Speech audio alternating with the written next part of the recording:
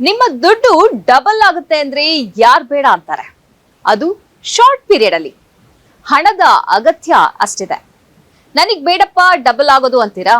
ಹಾಗಾದ್ರೆ ಈ video skip ಮಾಡದೆ ಸ್ಕ್ರಾಲ್ ಮಾಡದೆ ಕಂಪ್ಲೀಟ್ ಆಗಿ ನೋಡಿ ಕೇಳಿ.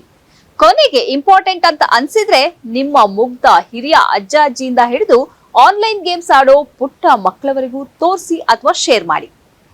ಈಗಂತೂ ಅಗ್ಗದ ಇಂಟರ್ನೆಟ್ ಮತ್ತು ಸ್ಮಾರ್ಟ್ ಫೋನ್ಗಳು ಹೆಚ್ಚೆಚ್ಚು ಜನರನ್ನ ಡಿಜಿಟಲ್ ಜಗತ್ತಿಗೆ ಪರಿಚಯಿಸಿದೆ. ಅದರಲ್ಲೂ ಕೋವಿಡ್ ನಂತರ ಆನ್ಲೈನ್ ಬಳಕೆ ಜೀವನದ ಭಾಗವೇ ಆಗಿದೆ. ಜೊತೆಗೆ ಫೈನಾನ್ಷಿಯಲ್ ಫ್ರಾಡ್, ಸೈಬರ್ ಕ್ರೈಮ್ಗಳು, ಲಕ್ಕಿ ಸ್ಕೀಮ್ಗಳು, ಚೈನ್ ಸ್ಕೀಮ್ ಫ್ರಾಡ್ಗಳು ಕೂಡ WWW ವರ್ಲ್ಡ್ ವೈಡ್ ವೆಬ್ ತರಾನೇ ಆನ್ಲೈನ್ ನಲ್ಲಿ ತನ್ನ ಮೋಸದ ಜಾಲವನ್ನ ಪ್ರಪಂಚವಿಡೀ ವಿಸ್ತರಿಸಿಕೊಂಡಾಗಿದೆ. ದಿನಂಪ್ರತಿ ಇದಕ್ಕೆ ಸಂಬಂಧಪಟ್ಟ ಆನ್ಲೈನ್ ಫೈನಾನ್ಷಿಯಲ್ ವಂಚನೆ ಬಗ್ಗೆ ಸುದ್ದಿಗಳನ್ನ ಓದುವಾಗ ಬಹಳ ಬೇಸರ ಆಗುತ್ತೆ. ಮೋಸ ಹೋಗುವವರು ಇರೋ ತನಕ ಮೋಸ ಮಾಡೋರು ಇರ್ತಾರೆ ಅನ್ನೋದ್ರಲ್ಲಿ ಎರಡು ಮಾತೇ ಇಲ್ಲ.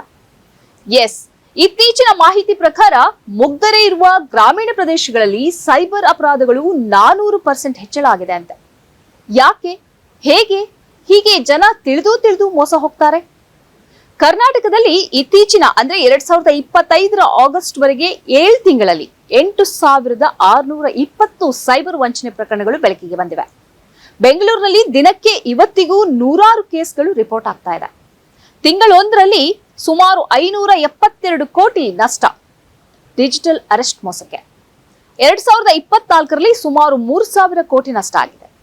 67 ಪ್ರಕರಣಗಳು ಹೂಡಿಕೆಯಲ್ಲಿ ಮೋಸಗಳಾದದ್ದು ಅನ್ನೋ ಮಾಹಿತಿ ಖಂಡಿತ ಶಾಕಿಂಗ್ ನ್ಯೂಸ್.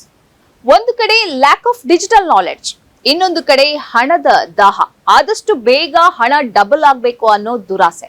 ಇದು ಸ್ವಯಂ ತಪ್ಪುಗಳಾದ್ರೆ ಇನ್ನು ಕೆಲವರು ಭಯದಿಂದ, ಪ್ಯಾನಿಕ್ ಇಂದ ತೆಗೆದುಕೊಳ್ಳೋ ಸಡನ್ ಸ್ಟೆಪ್ಸ್. ನಿರುದ್ಯೋಗ ಮತ್ತು ಆರ್ಥಿಕ ಒತ್ತಡ ಕೂಡ ಜನರು ಸುಲಭವಾಗಿ ಮೋಸಕ್ಕೆ ಒಳಗಾಗ್ತಾ ಇರಕ್ಕೆ ಕಾರಣ ಅನ್ಬೋದು. Digital arrest, fake scam, promoting investment scams, job frauds, KYC scams ನಂತಹ ಮೋಸಗಳಿಗೆ ಹೆಚ್ಚು ಜನ ಒಳಗಾಗ್ತಾ ಇದ್ದಾರೆ. ಟೀನೇಜ್ ಟ್ರ್ಯಾಪ್ ಅಸ್ತ್ರವಾಗಿ ಮೋಸಗಾರರು ನಕಲಿ ಆನ್ಲೈನ್ ಥ್ರೆಟ್ಸ್, AI ಟ್ಯಾಕ್ಟಿಕ್ಸ್ ಅನ್ನ ಬಳಸಿಕೊಂಡು ಡೀಪ್ ಫೇಕ್, ಮಾರ್ಫೇಜ್ ನಂತಹ ನಕಲಿ ಪ್ಲಾನ್ ಗಳನ್ನ ಬ್ಲಾಕ್ ಮೇಲ್ ಆಗಿ ಬಳಸ್ತಾ ಇದ್ದಾರೆ. ದಕ್ಷಿಣ ಕನ್ನಡದಲ್ಲಿ ಬ್ಯಾಕ್ ಟು ಬ್ಯಾಕ್ ಸುದ್ದಿಗಳನ್ನ ನೋಡ್ತಾ ಇದ್ದೀವಿ. ಆನ್ಲೈನ್ ಟ್ರೇಡಿಂಗ್, ಆನ್ಲೈನ್ ನಕಲಿ ಹೂಡಿಕೆ, ಪಾರ್ಸೆಲ್ ಮೋಸ, ನಕಲಿ ಮಾದಕ ವಸ್ತು MDMA ಪಾರ್ಸೆಲ್ ನಂತಹ ಪ್ರಕರಣಗಳಲ್ಲಿ ಲಕ್ಷಾಂತರ ರೂಪಾಯಿಗಳನ್ನ ಕಳ್ಕೊಂಡ 10-20 ಜನರ ಲಿಸ್ಟೇ ಇದೆ. ಮಹಿಳೆಯೊಬ್ಬರು ಇತ್ತೀಚೆಗೆ 3.16 ಕೋಟಿ ಡಿಜಿಟಲ್ ಅರೆಸ್ಟ್ ಮೋಸದಲ್ಲಿ ಕಳ್ಕೊಂಡ್ರು. ಜುಲೈ 22ರಂದು ಮಂಗಳೂರಿನಲ್ಲಿ ರೋಷನ್ ಸಲ್ಧಾನ ಫೈನಾನ್ಸ್ ಹೆಸರಲ್ಲಿ ಬಹುಕೋಟಿ ಮೋಸದ ಪ್ರಕರಣವನ್ನ ನೀವು ಕೇಳಿರ್ಬೋದು. ಜನರು ಸುಲಭವಾಗಿ ಯಾಕೆ ಹೀಗೆ ಮೋಸಕ್ಕೆ ಒಳಗಾಗ್ತಾ ಇದ್ದಾರೆ? ಕೋಟಿಗೆ ಎಷ್ಟು ಸೊನ್ನೆ ಅಂತಾನೆ ತಬ್ಬಿಬ್ಬಾಗೋ ಸಾಮಾನ್ಯ ಜನರು ಒಂದ್ ಕಡೆ ಆದ್ರೆ, ರಿಟೈರ್ಡ್ ಲೈಫ್ಗೆ ಅಂತ ಹೇಳಿ ಸೇಫ್ ಆಗಿ ಇಟ್ಟ ಹಣದ ಮೇಲೆನೆ ಮುಗ್ಧ ಜನರೇ ಈಗ ಈ ವಂಚಕರ ಟಾರ್ಗೆಟ್.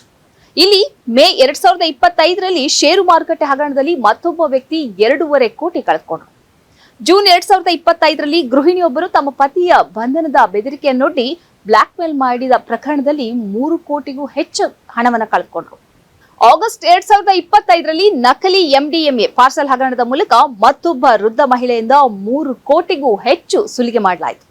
ಇತ್ತೀಚಿನ ನಮ್ಮ ಸುತ್ತಮುತ್ತಲಿನ ಫ್ರಾಡ್ ಡಾಟಾ ಕೇಳಿ ಶಾಕ್ ಆಗಬೇಡಿ, ಜಾಗೃತರಾಗಿ. ಇಲ್ಲೆಲ್ಲೂ ರಿಕವರ್ ಆದ ಸುದ್ದಿಗಳು ಕೇಳಿ ಬಂದಂತಿಲ್ಲ.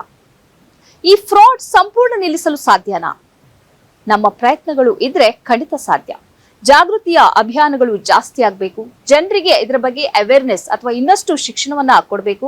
ಬ್ಯಾಂಕ್ನವರು ಕೂಡ ತಮ್ಮ ಕಸ್ಟಮರ್ಗಳಿಗೆ ಆನ್ಲೈನ್ ವ್ಯವಹಾರದ ಬಗ್ಗೆ, ಅದರ ಸೇಫ್ ರೂಲ್ಸ್ ಗಳ ಬಗ್ಗೆ ಜಾಗೃತರಾಗಿರುವಂತೆ ತಿಳಿ ಹೇಳಬೇಕು. ಇನ್ನು ಮೊಬೈಲ್ ನೆಟ್ವರ್ಕ್ ಸಿಸ್ಟಮ್, ಕಾಲ್ಸ್ ಗಳನ್ನಾಗಿರ್ಬೋದು, ಮೆಸೇಜ್ ಗಳನ್ನಾಗಿರ್ಬೋದು, ಫೇಕ್, ಫ್ರಾಡ್, ಸ್ಪ್ಯಾಮ್ ಗಳನ್ನ ಮಲ್ಟಿ ಲೆವೆಲ್ ಫಿಲ್ಟರ್ ಮಾಡಿ ಗ್ರಾಹಕರ ಕಾಳಜಿಯನ್ನ ವಹಿಸಬೇಕು. ಇನ್ನು ನಿಮ್ಮ ಜವಾಬ್ದಾರಿಗಳೇನು? ವೈಯಕ್ತಿಕ ಬ್ಯಾಂಕ್ ಖಾತೆ ವಿವರಗಳು, ಪಾಸ್ವರ್ಡ್ಗಳು, OTPಗಳು ಅಥವಾ ಆಧಾರ್ ಕಾರ್ಡ್, ಪ್ಯಾನ್ ಕಾರ್ಡ್ ಮಾಹಿತಿಯನ್ನ ಯಾರೊಂದಿಗೂ ಅನಗತ್ಯ ದೂರವಾಣಿ ಅಥವಾ ಇಮೇಲ್ ಸಂದೇಶದ ಮೂಲಕ ಹಂಚಿಕೊಳ್ಳಿಕ್ಕೆ ಹೋಗಲೇಬೇಡಿ. ಇನ್ನು ವೆರಿ ಇಂಪಾರ್ಟೆಂಟ್, ಅನ್ನೌನ್ ಅಥವಾ ಅನ್ವಾಂಟೆಡ್ ಇಮೇಲ್ಗಳು, SMS ಅಥವಾ ವಾಟ್ಸ್ಆಪ್ ಸಂದೇಶಗಳಲ್ಲಿರುವ ಲಿಂಕ್ ಗಳನ್ನ, APK ಫೈಲ್ ಅಂತ ಹೇಳ್ತೀವಿ, ಅವುಗಳನ್ನ ಕ್ಲಿಕ್ ಮಾಡ್ಲಿಕ್ಕೆ ಹೋಗಲೇಬೇಡಿ. ಬ್ಯಾಂಕ್ ಅಧಿಕಾರಿಗಳು ಅಥವಾ ಸರ್ಕಾರಿ ಅಧಿಕಾರಿಗಳು ಕೊರಿಯರ್, ಪಾರ್ಸೆಲ್, GST ಅಂತೆಲ್ಲ ಹೇಳ್ಕೊಂಡು ಕರೆ ಮಾಡುವವರಿಗೆ ವೈಯಕ್ತಿಕ ಅಥವಾ ಆರ್ಥಿಕ ಮಾಹಿತಿಯನ್ನ, OTPಯನ್ನ ತಕ್ಷಣವೇ ನೀಡಲಿಕ್ಕೆ ಹೋಗಲೇಬೇಡಿ. OC ಅಂತ ಫ್ರೀ ಪಬ್ಲಿಕ್ ವೈಫೈ ಬಳಸಿ ಬ್ಯಾಂಕಿಂಗ್ ಅಥವಾ ಆನ್ಲೈನ್ ವಹಿವಾಟು ಮಾಡಲೇಬೇಡಿ. ಯಾಕಂದ್ರೆ ಇವು ಸುರಕ್ಷಿತವಲ್ಲ. ಅತ್ಯಂತ ಆಕರ್ಷಕ ಆಫರ್, ಒಂದು ತಗೊಂಡ್ರೆ ಒಂದು ಉಚಿತ ಇದೆ ಅಥವಾ ಕಡಿಮೆ ಬೆಲೆಗೆ ಸಿಗುತ್ತೆ ಅನ್ನುವಂಥದ್ದಕ್ಕೆ ನಾವು ಬೇಗ ಮರಳಾಗ್ತೇವೆ. ಲಾಟರಿ ಸಿಕ್ಕಿದೆ ಅಥವಾ ಅತಿ ಕಡಿಮೆ ಬೆಲೆ ಅಂತ ಹೇಳುವ ಯೋಜನೆಗಳನ್ನ ನಂಬಲಿಕ್ಕೆ ಹೋಗ್ಲೇಬೇಡಿ. ಇನ್ನು ಪಾಸ್ವರ್ಡ್ಗಳನ್ನ ಸರಳವಾಗಿಡ್ಬೇಡಿ. ನಿಮ್ಮ ಬರ್ತ್ ಡೇಟ್ ಅಂತೂ ಹಾಕ್ಲಿಕ್ಕೆ ಹೋಗ್ಬೇಡಿ. ಸ್ಟ್ರಾಂಗ್ ಪಾಸ್ವರ್ಡ್ಗಳನ್ನ ಬಳಸಿ. ಅದನ್ನ ಬುಕ್ ನಲ್ಲಿ ಎಲ್ಲಾದ್ರೂ ಬರೆದಿಟ್ಕೊಳ್ಳಿ. ಇನ್ನು ಸಿಕ್ಕಿದ್ದೆಲ್ಲ ಆಪ್ಗಳನ್ನ ಡೌನ್ಲೋಡ್ ಮಾಡ್ಲಿಕ್ಕೆ ಹೋಗ್ಬೇಡಿ. ಅಧಿಕೃತ ಆಪ್ ಸ್ಟೋರ್ಗಳಿಂದ ದೃಢೀಕರಿಸಿದ ಆಪ್ಗಳನ್ನ ಮಾತ್ರ ನಾವು ಡೌನ್ಲೋಡ್ ಮಾಡಿ ಅವುಗಳಿಗೂ ಕೂಡ ನಾವು ಅವರ ಕಂಡೀಷನ್ ಆಕ್ಸೆಪ್ಟ್ ಮಾಡಿದ ಮೇಲೆ, ಅಂದ್ರೆ ಆ ಇನ್ಸ್ಟಾಲ್ ಆಗುವಾಗ ನಮ್ಮ ಗ್ಯಾಲರಿ, ಕಾಲ್ ಲಾಗ್ಸ್, SMS ಹೀಗೆ ನಾವು ಪರ್ಮಿಟ್ ಕೊಟ್ಟಿರ್ತೇವೆ. ಅಂದ್ರೆ ನಮ್ಮ ಡಾಟಾವನ್ನ ನಾವೇ ಡಿಸ್ಕ್ಲೋಸ್ ಮಾಡಿರ್ತೇವೆ. ನಿಮ್ಮ ಬ್ಯಾಂಕ್ ಖಾತೆ ಯಾವುದೇ ಅನುಮಾನಾಸ್ಪದ ಚಟುವಟಿಕೆಯನ್ನ ಕೂಡಲೇ ನಿಮ್ಮ ಬ್ಯಾಂಕ್ ಗಮನಕ್ಕೆ ತನ್ನಿ. ಸಡನ್ ಯಾರಾದ್ರೂ ಕಾಲ್ ಮಾಡಿ ತಕ್ಷಣವೇ ಹಣ ಕಳಿಸಲು ಒತ್ತಾಯಿಸಿದ್ರೆ ಅದನ್ನ ಒಪ್ಪಬೇಡಿ. ಮೊದಲು ವಿಷಯವನ್ನ ದೃಢೀಕರಿಸಿ ಕನ್ಫರ್ಮ್ ಮಾಡ್ಕೊಳ್ಳಿ. ಕ್ರಾಸ್ ಚೆಕ್ ಮಾಡಿ. ಟ್ರೂ ಕಾಲರ್ ಅನ್ನ ಯೂಸ್ ಮಾಡಿ. ನಿಮ್ಮ ಫೋನ್, ಕಂಪ್ಯೂಟರ್ಗಳ ಆಂಟಿವೈರಸ್ ಸಾಫ್ಟ್ವೇರ್ಗಳನ್ನ ನವೀಕರಿಸಬೇಕು. ಮಾಲ್ ಫಂಕ್ಷನ್, ಹ್ಯಾಕಿಂಗ್ಗೆ ಒಳಗಾಗಬಹುದು. ಅನಧಿಕೃತ ವೆಬ್ಸೈಟ್ಗಳಲ್ಲಿ ವಹಿವಾಟು ಮಾಡ್ಲಿಕ್ಕೆ ಹೋಗಬೇಡಿ. HTTPS ಇಲ್ಲದ ವೆಬ್ಸೈಟ್ಗಳು ಸೇಫ್ ಅಲ್ಲ.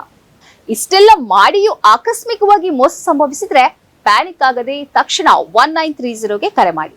ಕೂಡಲೇ ನಿಮ್ಮ ಬ್ಯಾಂಕ್ ಅಥವಾ ಸೈಬರ್ ಕ್ರೈಮ್ ವಿಭಾಗಕ್ಕೆ ವರದಿ ಮಾಡಿ. cybercrime.government.in ನಲ್ಲಿ ವರದಿ ಮಾಡಿ.